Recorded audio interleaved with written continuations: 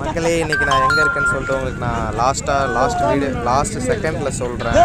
இன்னைக்கு டே 8 எக்ஸசைஸ் பண்ணி வாக்கிங் போகலான்னு பார்த்தா இந்த பாட்டு பையன் பாலாஜி என்னை கூப்பிட்டுட்டு கேரளாவில் இருக்க வரகலா பீச்சுக்கு என்னை கூப்பிட்டுட்டு வந்துட்டான்.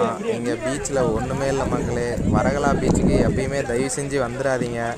ரொம்ப வேஸ்ட்டான ஒரு இடம்னா அதுதான். நம்ம பாண்டிச்சேரி பீச் மாதிரி தான் இருக்கும்.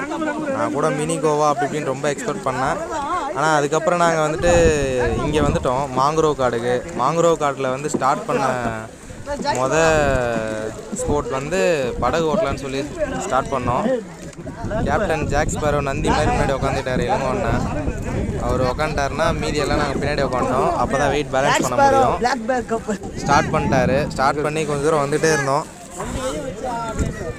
எல்லாம் வந்துட்டு பைக்கில் டிராஃபிக் ஆகி தான் பார்த்துருப்பீங்க. ஆனால் முறையாக நான் இப்போ பார்க்குறேன்.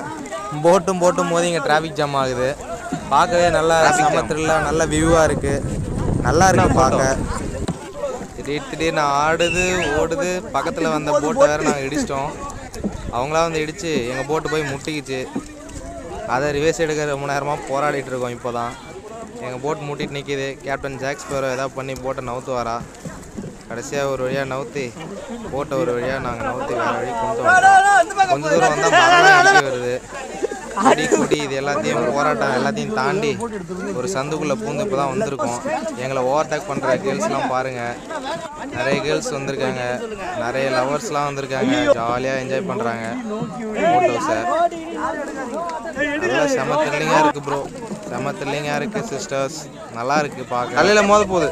நீங்கள் வர்கலா வர பிளான் இருந்தால் பீச்சை பார்த்துட்டு உடனே நீங்கள் மாங்குரோவ் காடுக்கு வந்துடுங்க. நல்ல என்ஜாய்மெண்ட் இருக்குங்க.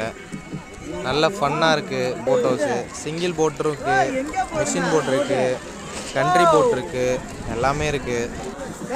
நல்ல எக்ஸ்பீரியன்ஸ் இருக்கும் இங்கே வந்தீங்கன்னா.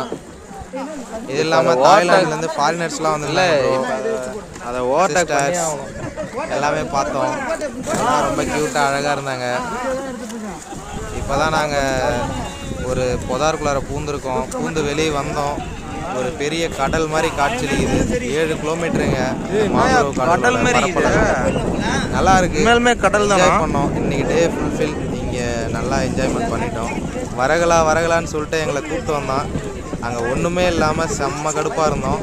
இங்கே வந்ததுக்கப்புறம் நல்லா டே ஃபுல்ஃபில் ஆச்சுங்க.